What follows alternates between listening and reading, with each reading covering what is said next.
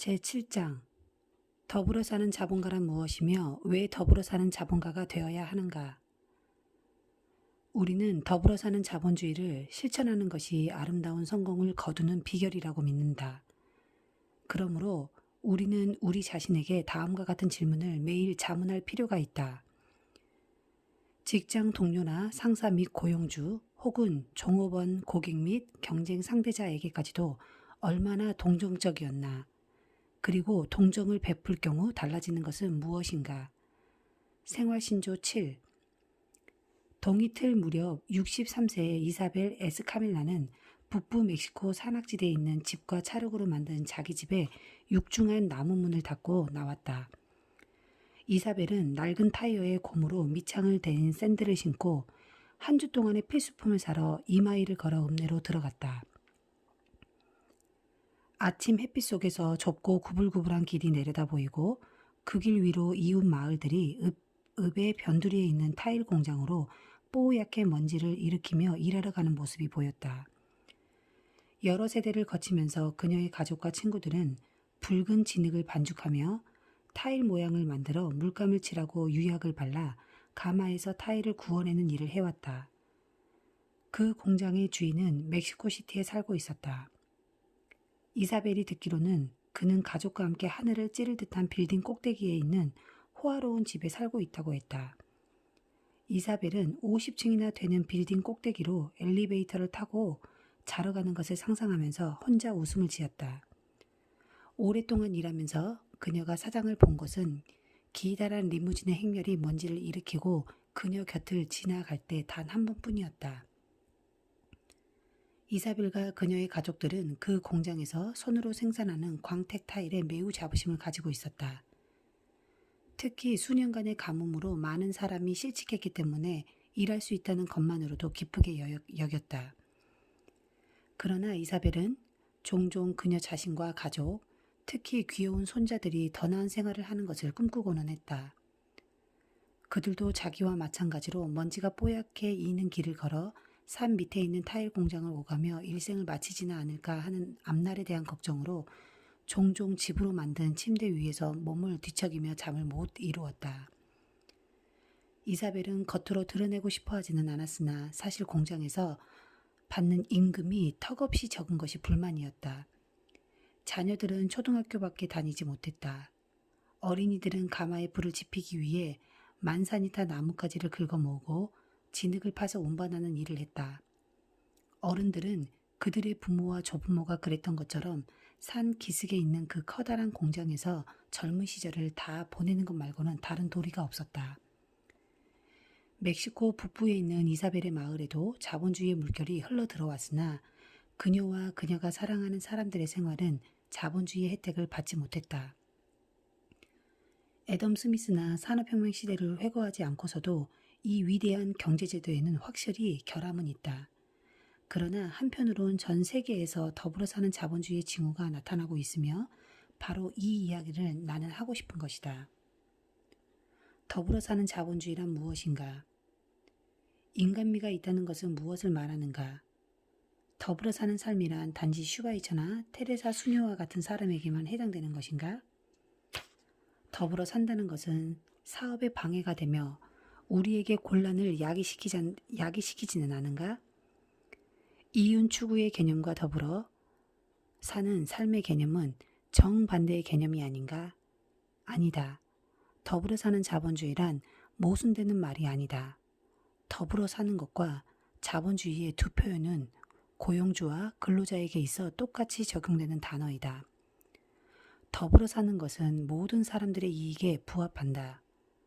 사전에서는 더불어 살기를 타인의 고통이나 불행을 함께 나누고자 하는 감정, 그 고통을 완화시키고 원인을 제거하려는 욕구도 포함한다고 정의하고 있다. 더불어 살기의 반대는 무자비함이나 무관심이다. 사전의 정의로 미루어 더불어 살기는 감정과 행동을 포함한다는 것을 알 수 있다. 우리 사회에 대해 논하고자 할 때 내가 좋아하는 만화에 피넛이라는 것이 있는데 특히 한 장면이 기억에 남는다. 스누피가 어느 깜깜하고 폭풍이 몰아치는 밤에 눈으로 뒤덮인 계집안에 쭈그리고 있었다. 이때 루시가 창문을 내려다보고 배고프고 목마르고 추위에 지친 개를 불쌍히 여긴다. 그녀는 개를 바라보며 메리 크리스마스 스누피 기운을 내 라고 외친다. 그러고는 이글거리는 난로가로 다시 돌아와서 뜨거운 코코아를 홀짝 마시며 라이너스에게 불쌍한 스누피라고 말한다. 한편 창문을 내다본 라이너스는 불쌍한 스누피를 보고 동정을 느껴 코트와 장갑을 끼고 따뜻한 칠면조 고기를 스누피에게 가져다 준다. 루시와 라이너스 모두 동정을 느꼈지만 라이너스만 자발적으로 행동에 옮긴 것이다. 그의 자발적인 행동으로 찰리 브라운의 작은 얼룩 강아지는 즐거워하며 눈속을 뛰어다닌다. 인간미 있는 행동은 동정심이 우러나와서 해야만 효과적이라는 것도 역시 맞는 말이다. 만일 라이너스가 이 멍청한 개야 자기 음식쯤은 챙겨 먹을 수 없어? 개밥 주는 것도 이제 지긋지긋하다라고 불쌍한 스누피에게 소리치며 밥그릇을 던졌다면 비록 동정에서 우러나온 행동이지만 어떻게 받아들여졌을까 상상해보라. 그렇게 쌀쌀하고 무정한 행동을 본 스누피가 먹을 것을 보고 못 본 척하고 더 심한 절망감에 사로잡혔다 해도 이상하지 않을 것이다. 누군가가 여러분을 도와주면서 마지못해 도와준다는 것을 역력히 드러낸다면 당신은 어떻게 느낄 것인가? 의무감을 느껴 어떤 행동을 한다는 것은 나쁜 것은 아니다. 이는 단지 동정심과는 같지 않을 따름이다. 진정한 동정에는 우리들의 진실된 모든 것이 포함된다. 이는 누군가 혹은 무엇인가에 대해 측은함을 느끼고 고통을 없애주고 고통의 원인까지도 완화시키려는 열정으로 행동하는 것을 뜻한다. 더불어 살려는 행동은 동정을 느끼는 감정으로부터 나온다. 더불어 살기란 감정과 행동을 동시에 포함하는 것이다. 이제 어려운 질문을 하나 해보자. 왜 남의 고통을 보고 측은함을 느끼지만 도우려고는 하지 않는 루시 같은 사람들이 이 세상에는 그렇게 많으며 고통을 목격하고 이에 창조적으로 또한 용기 있게 대처하는 라이너스 같은 사람은 드문 것일까? 왜 어떤 사람은 측은지심을 행동으로 옮길 만큼 타인의 고통에 관심을 가지는 반면 다른 사람들은 그렇지 않은가? 왜 동정은 그다지도 드문가? 유대 민족의 지도자였던 모세는 기원전 12세기에 그 문제를 명쾌히 묘사했다. 천지창조에 대한 그의 강력하고도 시적인 설명에 따르면 창조주는 아담과 이브에게 신과 악마 중에서 선택할 자유를 주었다. 구약 성서의 삶을 일종의 전쟁으로 보았는데 실제 전쟁이 아니라 신이 요구하는 복종과 사탄이 요구하는 죄악 사이의 전투로 보았다. 성경은 자기중심, 무관심, 증오, 탐욕, 욕망, 질투, 살인과 같은 죄악을 따르는 것이 얼마나 쉬운 일이며 인간에게 동정을 베풀려고 하는 신의 목소리를 듣는 것이 얼마나 어려운 일인가를 보여주고 있다. 젊은 유대인 예언가이며 그의 생애와 가르침이 기독교의 모체가 된 예수는 그의 추종자들에게 복종과 동정심을 회복해야 한다고 설교했다. 하나님을 사랑하라. 이는 최고의 계명이다. 그리고 내 이웃을 내 몸과 같이 사랑하라고 말씀하셨다. 예수는 최후의 심판에 대해 언급하면서 정의로운 자들은 굶주리고 목마르고 헐벗고 병든 이들과 나그네, 감옥에 있는 죄수에 대한 동정을 가지고 행동한 것에 대해 보상을 받을 것이라고 분명히 말했다. 내가 이들 중 누구 하나에게 베풀었다면 이는 나에게 베푼 것이다 라고도 말했다. 인도의 철학자이자 불교의 창시자인 석가는 기원전 5세기에 살았다. 석가는 깨달음을 추구하기 위해 부귀영화를 내던져 버렸다. 깨달음의 과정에는 악마인 마라의 영향으로부터 자아를 자유롭게 하려는 고통스러운 투쟁이 있었다. 석가는 마라의 유혹을 숭고한 삶과 배고픔과 목마름에 대한 혐오감, 욕망, 나태, 두려움, 의심, 위선, 거짓 찬양, 오만과 타인 멸시 등으로 묘사했다. 예수와 마찬가지로 석가도 그의 추종자들에게 자비를 베풀라고 설교했다. 한 제자가 병들어 누워 있었으나 다른 사람들이 못 본 척하고 있을 때 그는 아픈 제자의 건강을 돌보며 병든 자를 돌보는 자는 나를 돌보는 것이다 라고 말했다.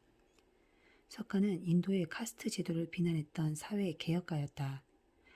그는 또한 빈곤이 범죄의 원인이므로 빈곤과 아울러 범죄를 유발하는 불의와 불평등을 없애는데 앞장서야 한다고 주장하며 형벌을 줌으로써 범죄의 발생을 억누르려는 생각에 반대했었다.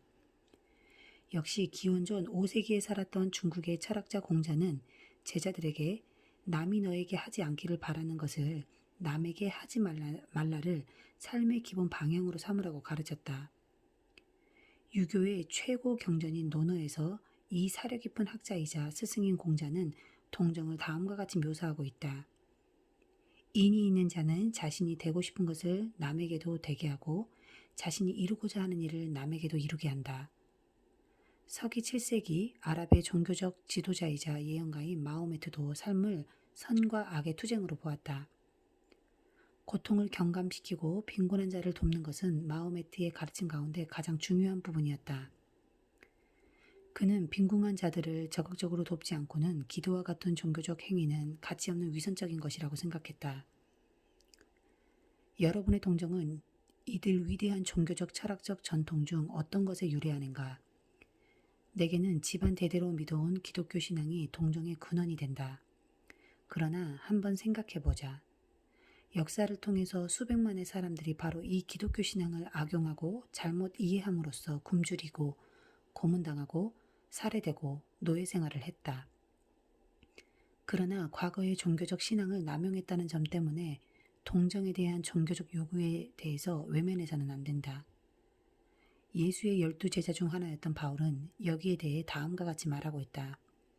나는 선을 행하려는 욕망은 있으나 행하지 못하고 있다. 나는 악을 행하고 싶지 않지만 계속해서 악을 행하고 있다. 유대 기독교 전통을 존중하는 우리들에게 신약, 구약은 동정을 베풀라고 가르친다.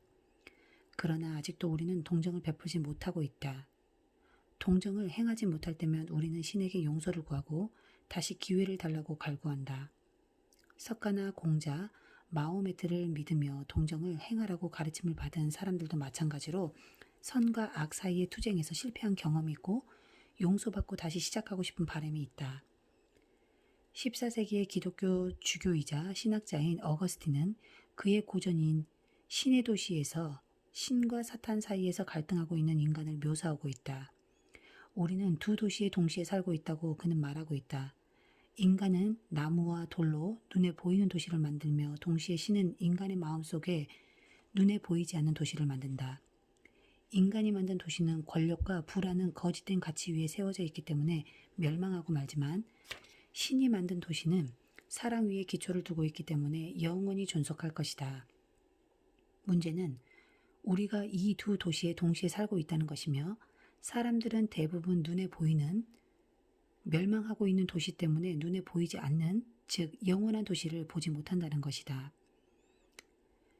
여러분이 무신론자이거나 신이 존재하는지 안 하는지에 대해 잘 모를지라도 여러분은 어거스틴이 말하는 두 도시에 동시에 살아야 한다는 중압감을 느껴왔을 것이다. 여러분은 아마도 직접 경험을 해보았기 때문에 여러분 내부의 투쟁에 대해서 알고 있을 것이며 여러분이 그것을 무엇이라고 부르든 간에 그 오래된 투쟁에 대해 직접적으로 경험하고 있는 것이다. 여러분은 새해를 맞아 결심을 하고 그 결심을 지키지 못한 적이 있지 않은가? 고통받고 있는 사람들을 불쌍하게 여기면서도 그 고통을 덜어주기 위해서 용기를 내거나 시간이나 돈을 기꺼이 희생한 적이 있는가? 따뜻하고 안락한 우리의 거실에서 스누피가 무사하기를 기원하는 것은 폭풍을 뚫고 먹을 것과 담요를 가져다 주는 것보다 훨씬 쉬운 일이다. 나는 더불어 사는 마음가짐이야말로 엉망진창이 된 세계 경제를 재건할 수 있는 유일한 기초라고 믿고 있다. 만일 우리가 현재의 경제 혼란에서 벗어날 방법을 모색해야 한다면 우선 우리는 이 지구와 인간을 사랑하는 법을 배워야만 한다. 왜냐하면 우리는 이 지구와 인간을 사랑해 본 경험이 없기 때문이다. 더불어 산다는 것은 어떤 대가를 치르고서라도 인간과 지구에 대해 책임을 지는 것을 뜻한다. 더불어 살기의 역사. 더불어 살기란 인류의 시초부터 모든 문화 속에서 찾아볼 수 있다. 고대 유대인들은 종교적 신념을 지키기 위해서 또한 불쌍한 사람을 돕기 위해서 추수 때마다 11조를 떼어서 비축했다. 밭의 한 구석은 추수하지 않고 내버려 두어 가난한 사람들이 남아있는 이삭을 주워가게 했다. 유대인들의 자전에는 침묵의 방을 중심으로 한 또 다른 현명한 방법이 있다. 모든 회당에는 사람들이 혼자 살짝 들어와서 이웃을 위하여 무언가를 기부하면 그것을 필요로 하는 사람이 혼자 살짝 들어와서 가져갈 수 있는 방이 따로 하나 있었다. 그렇게 함으로써 기부한 사람은 칭송받지 않고 가난한 사람은 자기 행동에 대해 부끄러워하지 않았다. 석가는 급기와 가난한 사람들에 대한 박애의 원리를 불교의 근본으로 삼았다. 석가는 제자들에게 관대함, 예의, 자비로 남을 돌보며 자기 자신에게 하듯이 남에게 베풀고 언행일치를 하라고 가르쳤다. 예수와 그의 제자들의 가르침은 우리 자신을 사랑하듯 이웃을 사랑하라는 것에 중점을 두고 있다.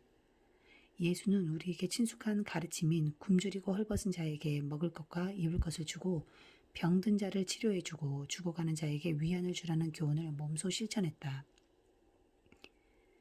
예수의 죽음과 부활 직후에 초기 기독교인들은 자발적인 기부를 통하여 교회 기금을 모금하기 시작했으며 이 교회 기금을 사용하여 과부나 고아, 빈궁한 사람들을 보살필 집사를 선출하였다. 후에 교회는 교구마다 설립되었고 각 교구에는 독자적인 병원, 기부금을 모으고 나눠주는 수혜기관, 고아원, 부모가 원하지 않는 아이나 너무 가난해서 키울 수 없는 아이들을 위한 아동보호기관 등이 있었다. 병원의 어원은 불어의 신의 호텔이다. 이는 여러분들이 알고 있는 병원이 아니라 가난한 사람들을 위한 안식처와 나그네를 위해 자선을 베푸는 장소였다. 근대 병원은 초기 기독교의 자선활동에 그 뿌리를 두고 있다. 병들고 죽어가는 사람이 주교의 간호를 받을 수 있도록 주교 숙소에 마련한 방에서부터 병원은 출발했다. 미국에서의 더불어 살기. 벤저민 러시는 미국 장로교 집안에서 성장했지만 주변에는 퀘이커교도, 침례교도들이 있었다. 15살의 어린 러시는 인류의 행복에 이바지하고 진력하기 위해를 개인적인 신조로 삼았는데 이는 지금까지도 사회사업가의 역할에 대한 규정으로 통용된다. 러시는 그의 생애를 더불어 사는 삶을 영위하는 데 바쳤다. 의학 학위를 받은 후에 그는 담배, 음주, 노예제도에 반대하는 경문을 썼다. 1775년 그는 동료인 토머스 페인에게 미국 독립을 옹호하는 글을 쓸 것을 촉구했다. 이 글은 나중에 식민지를 자유롭게 한 독립혁명의 촉진제 구실을 했다. 독립전쟁에서 공을 세운 후에 그는 필라델피아에 있는 미국 최초의 무료병원을 건립해 정신질환의 연구와 치료에 힘썼다. 또 러시는 사탕 단풍나무의 재배, 노예에 의해서 재배되는 서인도 제도의 사탕수수에 대한 의존도를 줄이기 위해 사탕 단풍나무의 재배를 주장했으며 미국 전역에 무료 공립학교를 세울 것을 주장했다. 그는 또 필라델피아에서 무서운 전염병인 황열병의 퇴치에 앞장서다가 목숨을 잃을 뻔한 적도 있었다. 수백만의 사회사업가들이 벤저민 러시의 뒤를 이어 인류의 행복을 추구해왔다. 그러나 미국의 자선 사업은 또 다른 종류의 자선 때문에 잘 알려져 왔다. 기업가들의 도움 없이는 사회사업가들은 돈을 구할 방도가 없다. 카네기, 댄포스, 켈로그, 포드, 록펠러 재단과 수천 명의 유명 무명의 미국의 기업가들 덕분에 더불어 사는 자본주의는 미국과 전 세계에서 200여 년의 역사를 가지게 되었다. 특히 앤드류 카네기는 더불어 사는 자본주의의 수어 성인과도 같은 후원자였다. 처음 그를 성인이라고 부른 사람은 마크 트웨인이었다. 그는 성 앤드류에게로 시작하는 약간의 농담 반의 편지를 카네기에게 보냈다. 편지의 내용은 찬송가 책을 구입하기 위해 1.5불의 기부를 요청하는 것이었다. 카네기가 트웨인에게 그 돈을 보냈는지는 확인되지 않았지만 하여튼 그는 JP 모건에게 강철 회사를 판 후 남은 생애 동안 그의 돈을 어려운 사람들에게 나누어주는 일을 했다. 그 자신의 어록은 오늘날에 더불어 사는 자본주의자들에게 직접적인 토론 주제는 아닐지 모르지만 매우 높은 가치 기준을 제공하고 있다. 부자들의 의무는 다음과 같다. 겸손의 본보기가 되며 검소한 생활을 하며 과시나 과소비를 하지 않으며 가족에게는 생활에 나갈 수 있는 정도의 금액만 제공하고 그것을 초과한 여분의 수입은 사회로부터 그 집행을 신탁받은 것으로 간주한다. 그러므로 부자들은 가난한 형제들을 위한 보관인이며 대리인에 불과하다라고 카네기는 말하고 있다. 카네기는 자기가 말한 대로 1901년에 카네기 기술재단을 설립하여 부커 T 워싱턴의 터스키지 연구소를 비롯하여 그의 조국 스코틀랜드와 미국 내 많은 연구기관과 교육기관의 지원을 아끼지 않았다. 또한 공공도서관은 카네기가 가장 심혈을 기울인 것으로 1918년까지 그는 미국 전역의 크고 작은 도시에 2,500개 이상의 도서관을 건립했다. 존 하비 켈로그와 윌 켈로그는 가난한 목사의 아들로 태어났다. 그의 아버지는 생계 유지를 위해 빗자루를 만드는 작은 공장을 운영했는데 이로 인하여 그는 사회사업가인 동시에 경영자가 되었다. 장남인 켈로그 박사는 미시간주의 배틀 크리크에 있는 교회 요양소의 주임 의사가 되었다. 차남인 윌 켈로그는 사무원이자 지배인 겸 일반 자벽보로 일했다. 엄격한 채식주의자였던 켈로그 박사는 기존의 채식 식단보다 사람들의 입맛에 더 맞는 음식을 개발하기 위한 실험을 여러 가지 곡물을 사용하여 시작하였다. 윌 켈로그는 오래지 않아 창의력이 풍부하며 정력적인 동업자가 되었다. 그들은 땅콩 버터, 별로 인기가 없을 것 같아서 판매는 하지 않았다. 그 땅콩 버터를 비롯하여 최초의 후레이크를 개발했다. 후에 윌 켈로그는 다양한 종류의 후레이크를 개발했다. 경영과 판매의 귀재였던 그는 얼마 지나지 않아 아침 식사 대용 음식 사업의 재벌 총수가 되었다. 사업이 번창하기 시작할 무렵 윌 켈로그는 자기 친구에게 보낸 편지에서 나의 바람은 내가 번 돈 전부가 인류의 복지를 위해 쓸 수 있었으면 하는 것이네 라고 자기의 신념을 피력했다. 그의 자선 사업은 가까운 데에서부터 시작되었다. 그는 자신의 공장 근로자들의 복지를 위한 오락 및 사회적 활동을 지원했다. 대공황 초기에는 생산지 근로자들에게 하루 6시간의 근로시간 제도를 도입했으며 1935년에는 그것을 관행으로 삼았다. 그는 부양가족 수에 근거하여 직원을 고용했으며 부양가족이 많은 사람에게 우선권을 주었다. 그는 1925년 65세가 되던 해에 자선사업 목적으로 장학재단을 설립하고 많은 자금을 익명으로 기부했다. 켈로그는 우선 농업학교, 조류보호구역, 실험농장, 조림사업, 시민강당, 타가소, 보이스카우트 캠프에 자금을 지원했으며 수백 명의 학생들에게 장학금을 지급했다. 1930년 그는 아동복지를 위한 두 번째 재단을 설립했다. 오늘날 켈로그 재단은 60억 불에 이르는 자본금의 규모나 자선활동 범위 면에서 전 세계에서 손꼽히는 재단이 되었다. 자선가란 인간을 사랑하여 선행을 하는 사람이다. 내가 어린이를 위한 일을 좋아하는 것은 재미있기 때문이다. 그러므로 나는 이기적인 사람이지 자선가가 아니다 라고 켈로그는 쓰고 있다. 사회사업가. 역사를 살펴보면 모든 장애에도 불구하고 빈곤에 처한 사람들을 그대로 지나치지 않고 용기와 동정으로 돌봐준 사람들이 너무나 많다.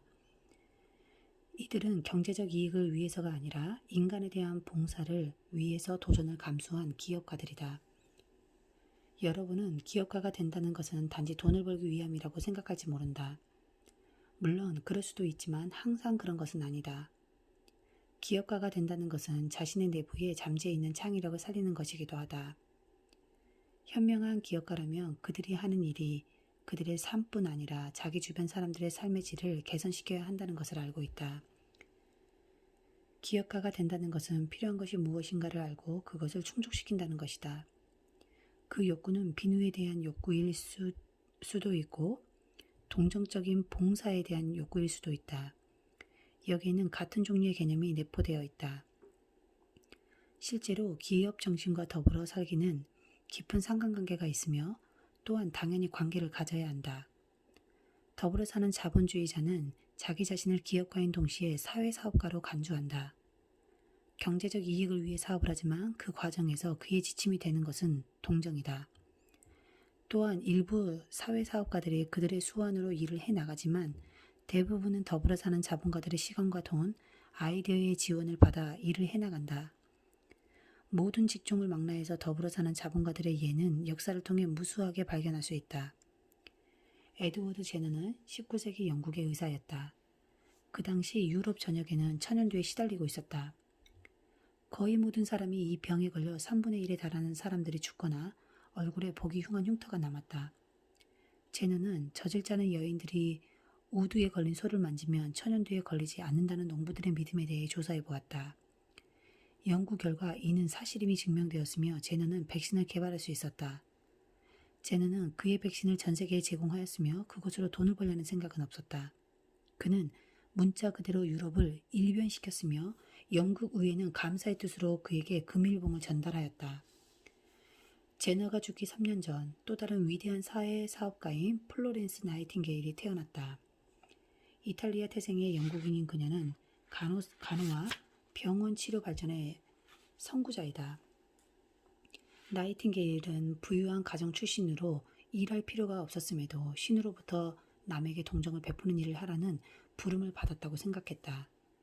당시 진료소에서 환자들이 받는 형편없는 대우에 충격을 받은 그녀는 혼자 힘으로 환자 간호에 대한 전반적인 것을 개혁했다. 그녀는 높은 교육과 지성과 노력으로 여성의 역할에 대한 당시의 고정관념을 깨고 전 유럽과 영국의 존경을 한몸에 받은 인물이었다. 우리는 역사 속에서 연기와 동정을 보여준 남성만을 기억하는 경향이 있다. 그러나 성의 장벽이 상상력과 용기를 가진 사람들의 동적인 행동을 가로막지는 못했다. 미국의 역사를 살펴보면 1776년 이전에 이미 용기 있는 여성 사회사업가들이 있었으며 이는 오늘날까지도 계속되고 있다.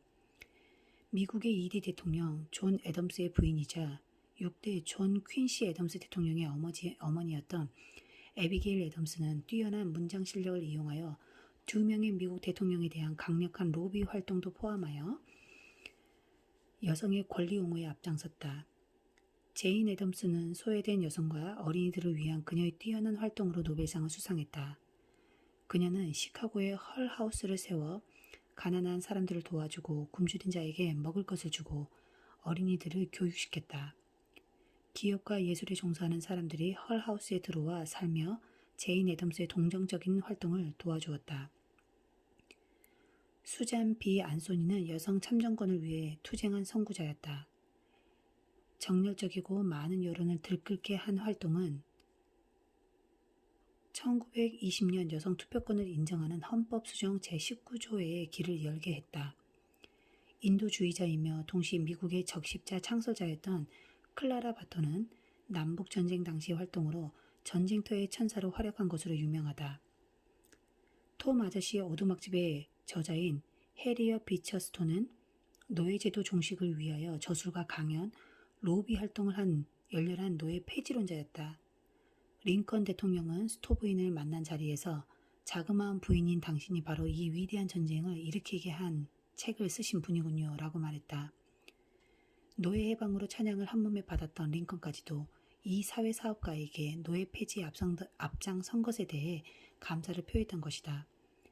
대지와 중국을 배경으로 한 다른 많은 소설을 쓴 펄벅은 1938년 노벨상을 수상했으며 전 재산을 펄벅 재단에 기부하여 중국에서 그녀의 자선 활동을 계속했다. 이 사업은 그녀가 죽은 후에도 계속되었다. 환경오염에 관한 저술로 유명한 생물학자인 러셀 카스는 전미 도서상을 받은 우리의 바다를 통해 세계의 바다에 대한 깊은 우려를 많은 사람에게 전했다. 내가 레이건 대통령의 에이즈 위원회에서 일하고 있을 당시 한 여성의 업적에 대해 우연히 알게 되었다. 샌프란시스코에 사는 루스 브링커 할머니는 66세 되던 해에 그녀가 할 수 있는 중요한 일을 발견하였다.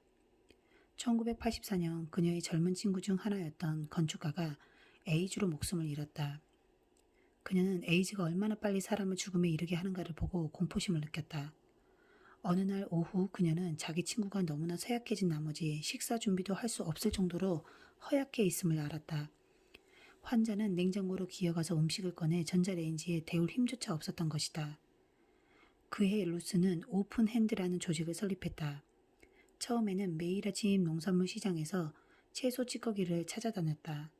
그러고는 교회 지하실에서 음식을 만들어 에이즈에 걸린 사람들에게 집으로 음식을 가져다 주었다.